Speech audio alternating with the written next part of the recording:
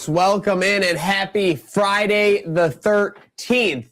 Oh, yeah. Well, things are getting a little spooky. Thanks a lot. So now, I mean, we behind the scenes here, we just had a monitor go kaboom, kapow, for sure. Shout out everybody tuning in here. Trainwreck Today, Heard of Buffalo, Trainwreck Sports. While we gather our stuff behind the scenes, myself, Maniac. We've got Slick L.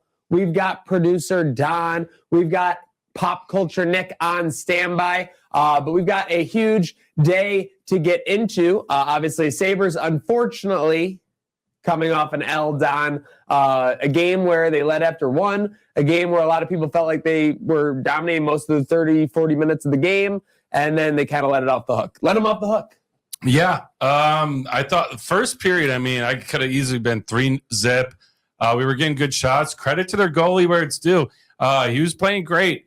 And then it seemed like second period, we were still controlling the game. I wouldn't say dominating, but still controlling it. And then about halfway through, we let up that goal early, and it just seemed like we slowed down from there, got a lot sloppier. And they were, maybe the boys were just a little tired from this stretch of games, but no excuses. And then third period just couldn't get anything going. And let up a late goal when that's a game they really should have gotten at least a point out of. And I think if they make it to overtime, their speed wins them that game. So just a disappointing ending because it's really one that shouldn't have slipped through your fingers. Definitely should have slipped through their fingers. Also a boring game relative to the last couple for certain. An absolute snoozer. So not as much really to talk about. Like when you're thinking about it, like one of the highlights of the game is like, Tage Thompson tried to rip 5 one-timers in like a 20-second period, things like that. We had, and part of Slick, why I'm not so upset or anything like that is that essentially you get a situation where I don't, UPL let up 8 goals on Sunday, but he felt like he was kind of bailing us out last night in the third period a little bit. Yeah, for sure. I mean, there were opportunities the Capitals had, Sabres had as well. This is, like you said, boring game, not characteristic of the Sabres.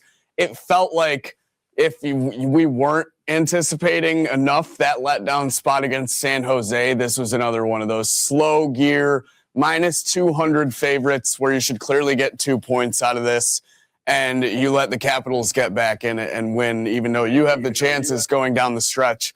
I thought Don made a great point because Lindgren played a hell of a game, and obviously that really came in important down the stretch there, especially like you mentioned, the Tage 5 one-timers back. Sabres really got to do something about the power play, in my opinion, because had a bunch of those, couldn't capitalize on any, it felt like. Yeah, but a bright spot, our guy, our star, Malenstein. What an incredible pass on that first goal.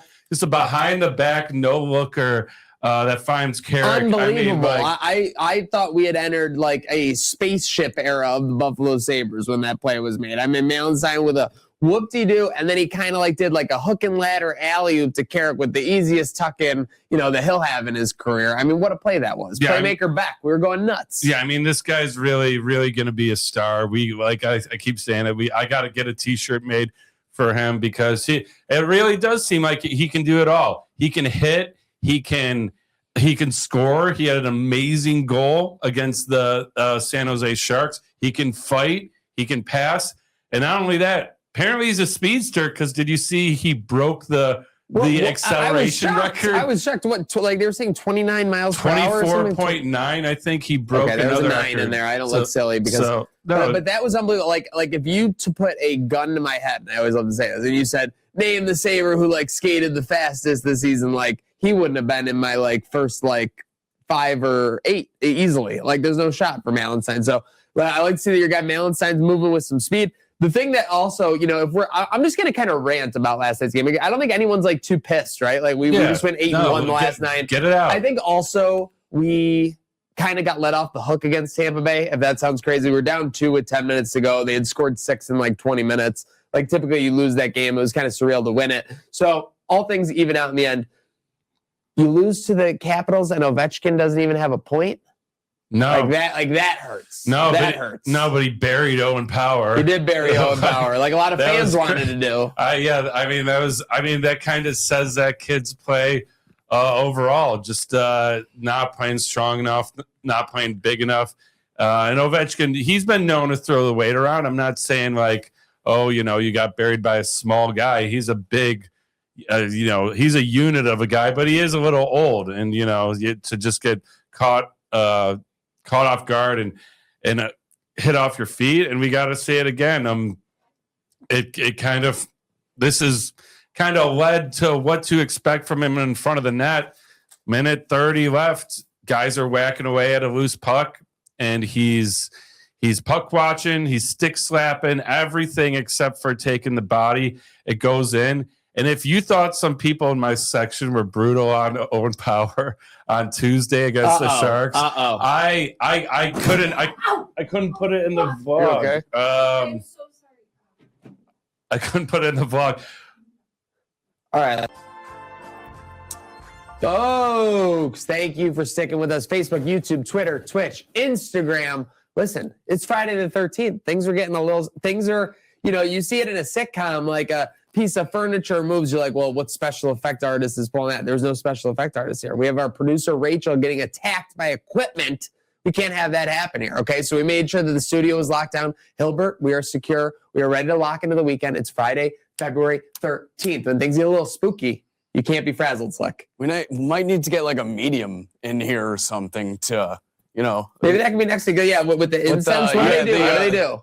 I don't want to jump to conclusions, but I think I know who's responsible. Oh, no. Oh. I mean. Damn you, Cheech. Yeah, we've all known and heard the rumors that Chihuahuas hold ancient powers of wisdom and cast spells and stuff. So I think because we didn't acknowledge her at the top of the show, she's licking. I think we're good for the rest of the show. We have the great Cheech with us in the studio. What do you got? This is such a huge problem. I don't know if a medium is going to solve it. We might need a large.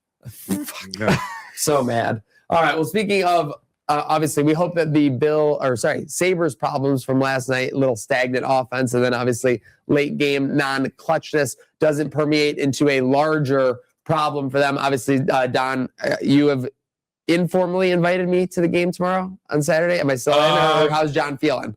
So I have meant to send you this text yesterday. Oh, no. Live on the show? Yeah, no. John's back in. I feel like I just got broken up with on The Bachelor. But the text, you're going to – I wanted to post it, but it's kind of crazy because he was like, I got way too excited after the Tampa Bay game, and then there's something else he says. I don't want to have a HIPAA violation, so I'm going to keep his medical issues to himself. But he's good to go. He's good to go. He's good to go. To be honest, I appreciate Gaethje it. says we should blame Owen Power for the things going wrong today. I'm on board. I think we're all on board. If Owen Power could have been holding up that display and just making sure we had our pregame waters and everything. If he could be a little more physical in front of the net, maybe things would be going well today. I'm glad. And the thing is, that's why you have an Owen Power, so you could have someone to shoulder that burden for sure. And then we also got Student Body Prez. Very excited for Friday FaceTime. Hey, we got a fan of the segment. Go. Yeah. All right. Yeah, and we're gonna give him a shout later, right, about some potential breaking bills. But we'll see. We've got some breaking bills basically coming up. Logan Stanley, though, real quick, are you nervous? It's kind of like an iffy game yesterday. Penalty. The puck control doesn't look like. I'm chalking that up to he's a huge dude and needs to work and getting like some practice reps with these guys, but it was tough to see. Yeah, I mean, he tripped over his own feet behind the net one time. That was rough. Everyone was just kind of like, what the hell? I don't know what's going on in that end of the ice because it's the same end where Rasmus dove head first into the boards when no one even laid a finger on him. But yeah, rough stuff. I thought the penalty was, it was a hook, but it was, it was a little weak. But Agreed. Not good. I do agree. He had a bad game after getting people hyped on Tuesday with the fighting. So. We kind of got a weak one back, though, with that hook on Owen Power. That the broadcast even thought Owen Power was going to the box for hooking, and then ended up being on him later in the game. Yeah, that was interesting. The ref called the penalty because the Sabres had the puck, and he goes, "That's my bad." The ref, it was crazy. I've never seen the ref do that. Yep. So interesting little notes to the Sabres game again. Hopefully, you get a bounce back. I'm sure if you want a raucous arena, just get there tomorrow night, and it'll be raucous as well tonight for the Banditos. But our other Buffalo squad, We got CJ Gardner-Johnson. CJGJ is a Buffalo Bill. I've only watched like the film from his previous season. Guy seems like a doggo. Everyone seems happy about the signing. This is the first Bills free agent signing. I feel like there's been a consensus. Like, this is happy. It's giving hope. I'm very happy in terms of what I wanted out of the defense. Brandon Beane signing as well. I think on the forecast, I said I wanted Beane to go after the DB positions next. Obviously, losing Teron Johnson was huge there. And Cole Bishop stepping up into that role needs a little bit of help. But yeah, people seem to be in the consensus that this guy's a dog. He seems happy to be here. Recently just tweeted out number 22 as well. Looks like he tweeted out 22. He also kind of announced this signing like no insider really broke it. And then he tweeted out the picture of Josh Allen with a diamond grill. And that was kind of like the announcement of the deal, which is kind of unbelievable. Great way to introduce yourself to the fans. I mean, he knows his audience for sure. So I think that this could be a guy legitimately who like could be the favorite person on defense for everyone. This is a guy. Now this is a guy for sure. And then the Josh Grill and having players tweet that out, it kind of goes in line with what we were talking about. Joe Brady taking over, things maybe loosening up, getting a little more swagger in this locker room, not being so tight. I think he's a guy that brings it too. He's a little bit spicier of a player. And like you said, Slick, you and Gatesy said defense. I thought about it more after that show, and I think I'm actually more in favor of beefing up the defense than jumping on the wide receiver train like everyone else. Because again, you look at the playoffs, we're putting up 30 points a game. Not really an issue. It's the kind of the other side of the ball. So I'm hyped. Beane might be back. The quit bitching shirts might be back. I think those shirts are going to see another light of day for sure. No. Does he have it? No, does he? Quit your bitching, boys. Beane is back. Yep. We got the new numbers.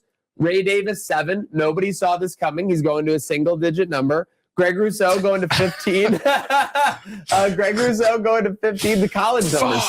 College number. Ray, for insiders, Ray did tell me he was looking to go to something more towards his college number. Obviously, he wore 2 and 1 in college. Not really available. Nothing down. The 7, didn't necessarily see that coming. Wow, though, back to the U number. Yeah, Gregoire to 15. Did not see that coming. I mean, I will say that when you're a defensive end and you're in the teens, that's like those are stud only numbers, like single digit or so. So he's got to live up to that 15 at the NFL level. I'm sure Gregoire will. T-Bass to 16. That was a little surprising, but you know what? He needed a rebrand. T-Bass needed a rebrand. The underlying stats, the underlying product on T-Bass. 6 for 6 on field goals over 50 yards in 2024. He didn't play all of last year. Everyone just remembers the KC kick. Like, I get it. But he's more than that, and we're going to need him for more than that. What about the Miami winner, 60-yarder? People forget that one, 61 yards. That was cinema. Buzzer beater slide in the snow. Yeah. I got a couple bass players that are going to be bummed out because they're like, bass, but it's spelled the same as bass. I play bass. Yes. I'm going to buy this jersey now. They got to get another one. I kind of forgot we had Mecole Hardman Jr. So I'm not going to lie. We signed him like kind of late in the year, like the season. I totally forgot. Then we have playoff Mecole. He gets the first touchdown in Denver. Yep, that's right. So we were going nuts. But yeah, so he's going with the number 1. That's a swagger move as well. Emmanuel Sanders had the 1. So we'll see if he can look. I mean, if one has swagger. I'm still like, I don't know. You know what I really think would be a vibe change? Is I hate to say it. But if Keon changed from 0. That would be a good vibe. If he went to 80, he should go to 80. Yeah, it would show that he had matured. I'm just not a 0. We've seen in the NBA for a long time. You got some household names like Gilbert Arenas, I think was 0. He was great. Jason Tatum. Haven't really seen any good 0s in the NFL though. It's a different vibe. I'm not a fan of the 0 in the NFL. But hey, if he doesn't need it to change up the vibes and he's then I'm all for it. We'll see. But Keon, if you're watching, I think you'd look good in 80. I think you'd look good in 80, bro. I know Agent Paul can make a number change happen, so it's not like he hasn't before. Listen, sometimes you want to go back and change something, but let's go back right now. Wait, before we go back, real quick, we had a little breaking news in the overnight. Breaking potential news, breaking snooze. Student body right, do champions. Yes. Typically in the know about the equipment of it all, saying there could be a new third jersey that fans haven't seen yet for the season. This makes sense to me. We got the white jersey last year that everyone hates now because we lost that game. People say you're kind of like not allowed to wear it. I don't know. I never see you guys in yours, like, so it's kind of like a little fan base thing. It's kind of like bad juju. I'm probably That's what I'm saying. The juju, at least for last season. Between the game, at least for last season, I'll give it some wear and tear next season for sure. But yeah, I mean, it was hard to wear that after that Patriots loss for sure. Yeah, I might just have to give that one away to one of the neighborhood kids that like maybe doesn't even watch football, but they know who Josh Allen is. In terms of because if you do watch football, I don't know if you'd want that jersey. That's what I'm saying. People literally call you out if you're wearing that jersey, like the rest of the season. Yeah, for sure. So it'll be interesting to see how it's treated this year. But yeah, real quick, if you could get one thing out of a new jersey, what's maybe one? Do you want a certain color? Do you want I want something like, I want something monochrome. I think they're gonna do like too much with it. Like I'm assuming with this new jersey, but I like the you couldn't read the players' numbers last year on those jerseys on the field. That was kind of an issue, but yeah. I want something like just like monochromatic almost that would look sleek. I like the Stormtrooper outfits. Yeah, the all white is cool, obviously, but I maybe play into the color rush a little bit. I don't know. I really like our jerseys as is. I did love the old school AFC classics with the different striping on the shoulder, the single striping, I believe it was, and the old school white ones as well. Obviously, you can't wear those at home necessarily, but Don, how about you? I want to go the complete opposite way than you, Maniac, unfortunately. I want us, we've seen the navy blues like during the drought, and now we're all about the royal blue. I want to go light. I want to go pastel, like icy blue. I want to go like more of a pastel baby blue. If you remember when we wore the red helmets, we were wearing those throwbacks, which is like a lighter, less sharp blue than the Royals. I want to go that blue, but make it even lighter. Yeah, with some red accents. I would love red accents on the jersey. Not as light as like the powder blue that San Diego has, right. But like between that and the throwbacks we wore against the Jets. That's what you guys know this about me. I'm a bright color guy. I'm a pastel color guy. Really would match my eyes well. So. Dare I say a return to royal? A return to royal, yeah. Return to royal could play for sure. Pat McMahon, give me a new red jersey. I like the original reds, but I'd love a new take on it. All right. So we got some color maybe takes. A red with some blue accents could be. I don't know. I thought the old red ones, everyone's like the candy canes. It'll be interesting what the white legacy goes down as. Yeah, it will be interesting what the white legacy goes on as continues. Speaking of continues, we are going to hit the absolute throttle on the second half of the show. Trainwreck Today. Make sure you're following Herd of Buffalo, Trainwreck Sports as we go ahead. Bills really just Hamlin presser last year and Bosa and Palmer getting introduced. I hate to say, not looking back very fondly on those pressers now, with given how those players are. Again, you appreciate the player, the person, but nothing much. By the way, of course, our Flashback Friday sponsored by William Matar Law Offices. We don't have a win recent. Or we do have a win recently with the Sabres. 2023, 4-3 over the Leafs. Tuck with 2. So if I recall, no, that was pretty into the season with Tuck. Like we had him for a little bit by then. So that wasn't necessarily a coming out party. Too, right? Yeah. 2011 when we were making our playoff run, 6-2 win over the Senators there. And 2022, 5-2 over the Leafs. We had a little run in 2022 once Granato took over, if I recall correctly. Yeah, it sounds like right. we kind of gassed up a little bit against the Leafs. And 21-22, we didn't do anything. 22-23 was the year where we made that potential playoff run. But going forward into wrestling, so this is just great. We have The Rock putting his career on the line for the chance to go to Mania, and then Vince Kennedy McMahon, redacted, he should not be named, returns hits everyone with a steel chair, sends The Rock to WrestleMania, place in Bedlam. People just love The Rock going to WrestleMania. It's like, you got to understand that. People do love The Rock going to WrestleMania. They're still clamoring for it ever since he showed up to hit his forearm and then dipped out after turning John Cena heel. But also on this day, same card, can't play it. I did hyperlink it, hoping could, not going to. Bubba Ray Dudley, the infamous powerbomb of Mae Young off the Monday Night Raw stage through multiple tables, taking her out of the wheelchair already in a neck brace. I mean, how old was she when she did this? I want to say 60 or 70-year-old woman. At least, yeah. And then obviously Bubba Ray giving the stare into space that only a mother that dark could love. look for sure. He's going to that dark place. 2004, running us through some the 2000s. We got AJ Styles defeating CM Punk. That's something we got to go back and watch. Yeah, absolutely. This card, Ring of Honor at our best. AJ Styles beating CM Punk and Ricky Steamboat guest refereeing. I mean, Punk talks highly about Ricky Steamboat. You saw him come into AEW for that small stint there, but yeah, this is absolutely something. So in 2011, the Sabres were netting a win over the Senators 6-2, and we were having that match at TNA Victory in 2011. Kind of crazy. The right thing was done. Yeah. Oh yeah, the right thing was. It's just more sad than anything. For sure. I mean, like neither guy liked the result either. You saw neither guy was happy for sure. You saw Sting was walking. Crowd wasn't happy for sure. Can you imagine being in the crowd? The crowd was chanting bullshit, and I think Sting famously turned to the camera and said, "I agree," as he was walking back up the ramp. One of the few good calls Eric Bischoff may have made from the back. Agreed, for sure.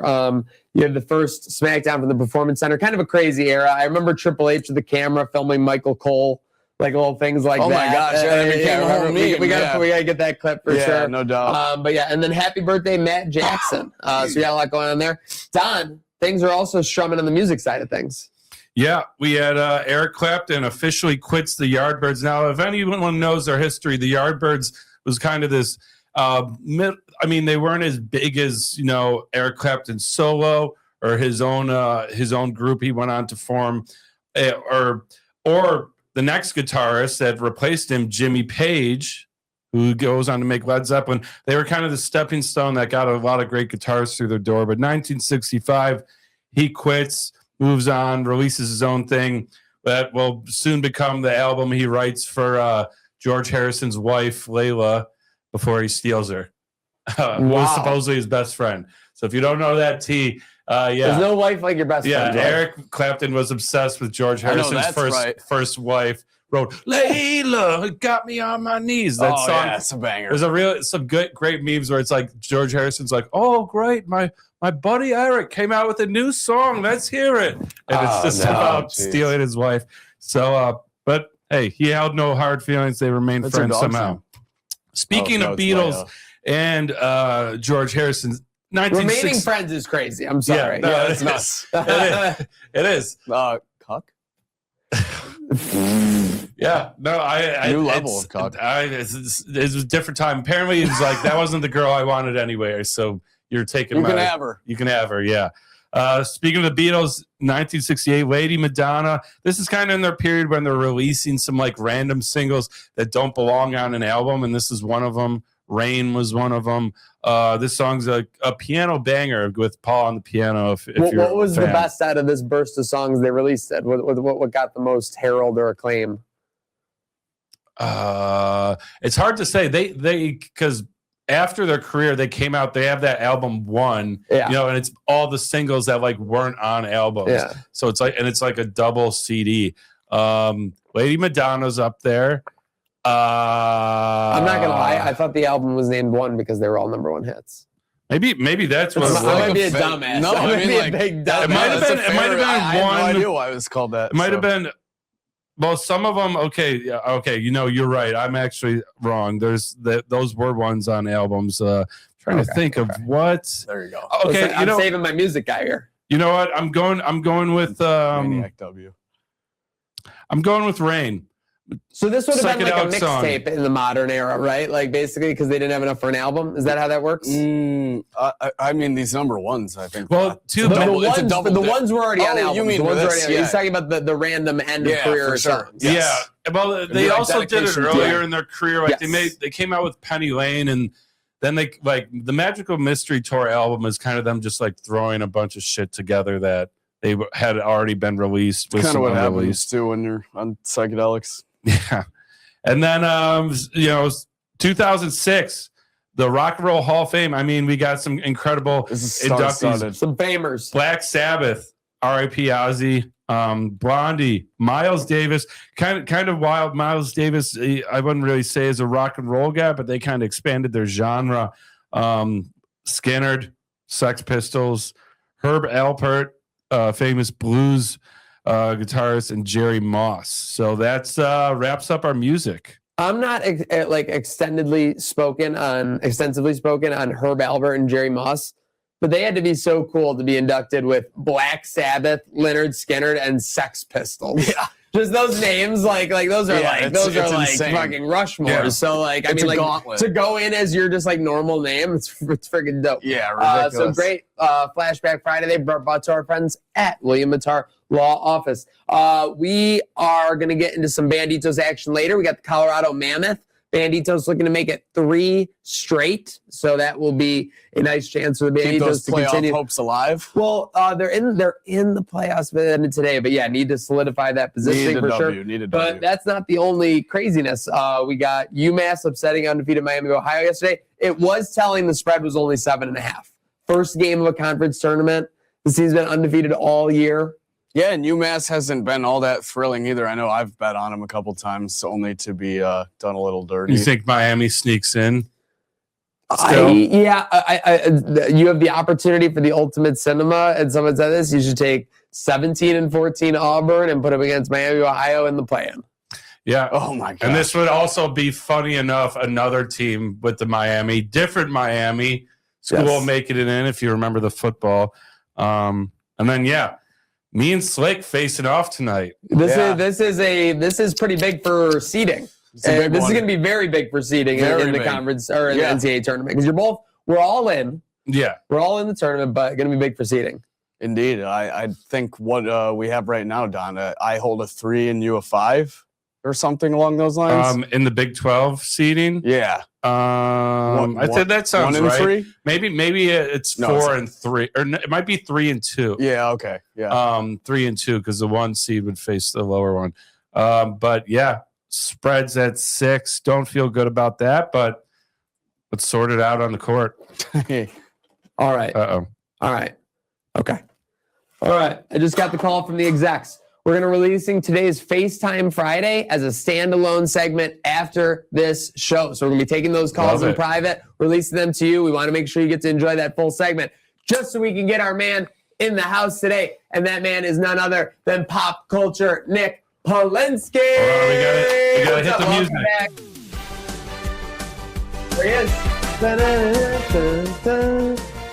This is the most exciting part of my week, guys.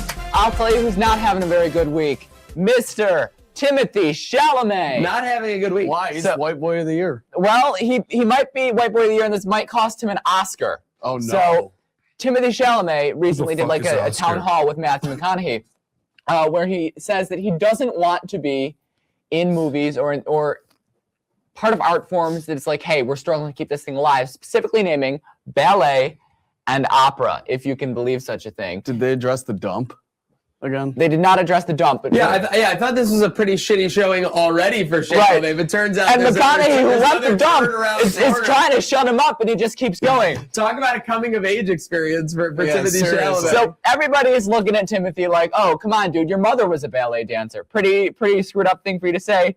And everybody is weighing in on this. So Doja Cat disses Timothy Chalamet. She did a hokey pokey. He really did. She said, oh my God, like Timothy, this was such a shallow thing to say. We thought you were an artist. Timothy Chalamet. Yes. Oh. Then, it's good. Then like an hour later, she posts, it's like, yeah, I was really just virtue signaling. I've never been to an opera ballet. I just saw an opportunity to get attention by criticizing Chalamet. I think it's really funny that she's I like Doja Cat. just immediately backtracked. No, like, you know, that's why whenever you make a statement, if you release a notes app thing, if you do the video, you got to go 100%. You got to make sure that you're not, because when you backtrack, well, then nothing you say means shit. It is quite funny because she probably had the justification to do it and people would have sided with her. So just kind of a complete self-own.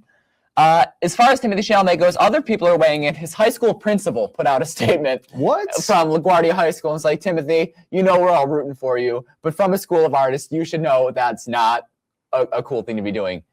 Imagine being like a fucking world famous actor. This is literally like a WWE wrestler, though. This is like LA Knight being like, I would never go to the bingo halls. Like, fuck that. like I don't want to, like, nobody should ever be breaking their neck for like 20 people. To be honest, though, LA Knight at a bingo hall would be like a great it would be, for but you get what I'm saying, that he's just basically saying like, yeah, like, and I think he's going after a niche. And it always, you know, it's a lot easier for him, you know, atop his ivory tower of like, you know, superstardom, you know, almost worth $1 billion to be like, you know, doing that, Nick, but you know, he caught himself in a corner for sure, and not a good time. Let's face it, Adam Sandler had a better Oscar season than Timothy Chalamet. For sure. So far. And my favorite is Polymarket is now like, is he going to win an Oscar? And they put on like, I forget what song they used in Marty Supreme was, but they did an opera performance of it with ballet dancers. So everybody has got something to say about Timothy Chalamet. I'll tell you who else has something to say. I want to hit you with my favorite quote of the week. It comes from Ethan Hawke. A reporter asked him his thoughts on eating in bed. Oh. You know, like a breakfast in bed situation. Yeah. Ethan Hawke says, I have some confidence at this game, and let's see. This is the question. Is it bad to eat in bed? Incredibly vulgar things are going through my brain right now. I like to eat in bed, but I don't like food. I knew he was going to do something. Incredible showing from Ethan Hawke. Who says that? Why would you say that to a reporter? It's really funny. I think probably makes me respect him more as like a person, but I from my experience of, said John Cena saying that to a child at one point. Yeah, that's right. Yeah, well, my experience in this regard is that these stars tend to reach a certain limit where they're just like, I'm done with like being like anything like fake or anything. I just want this to be over. I'm just gonna say whatever. And they're just gonna say whatever comes to their mind, and that's where they're. I mean, it's better than the reverse that DJ Khaled has done, where he's like, absolutely not. No, I will never do that. It's gay. What could be less gay than that?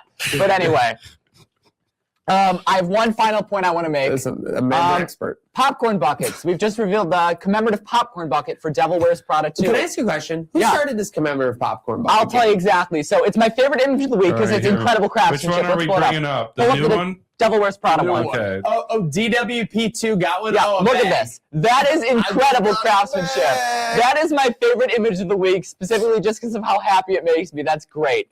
I'll tell you who did start the commemorative popcorn bucket trend. Dune 2. Yeah. Don, let's pull that up.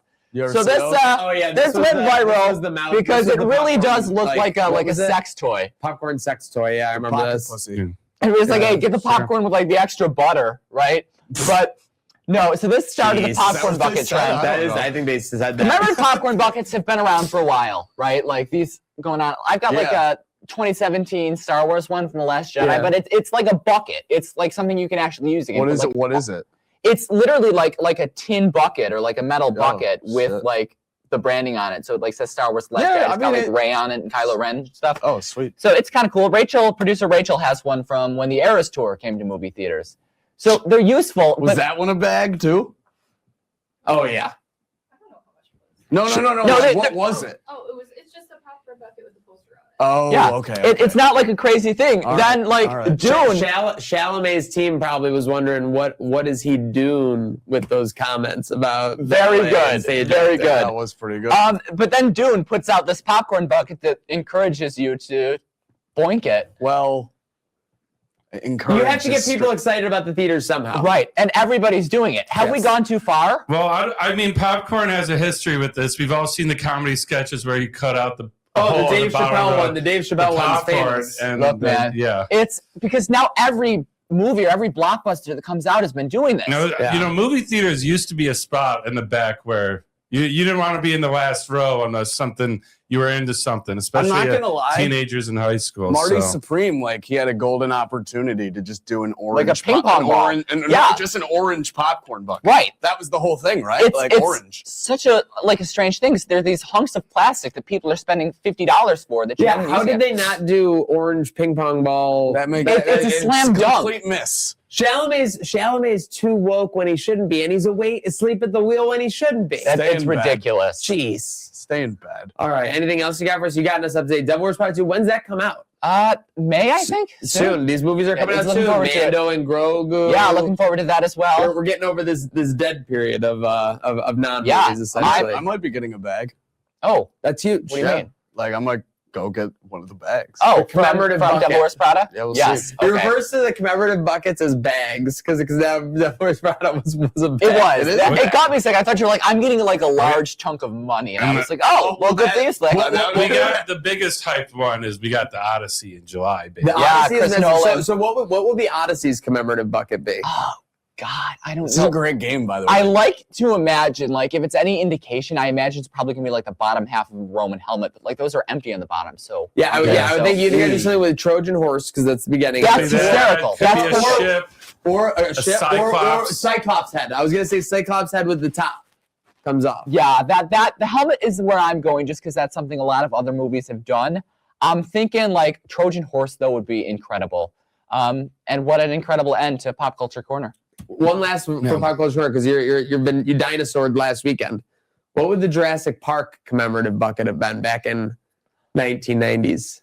For the Barbasol. first movie? Oh no, it would. Yeah, it would have been Barbasol. The Barbasol can. Would have been Barbasol. Yeah, Barbasol. Yeah, that or the Jeep. Yeah. To get an actual company on the commemorative bucket. What synergy. That's great. Synergy slam dunk that would have been. That would have been a bag for sure. Folks, we hope you're going to get a bag this weekend. And if not, just take it easy and have a great one. This has been producer Rachel. We've got Pop Culture Nick joining us. We had Slick on my left. We had Don on the ones and twos. Shout we out also Instagram. Yep. Cheechstagram. Lots of spicy comments on the Bills and Sabres and Insta. Love to see the energy. Christ. The good thing, listen, people are talking. So we're going to be talking about the Banditos tonight. We got the Sabres tomorrow and much more ahead. So strap in. Let's have a great weekend. And let's start it by having a good day now.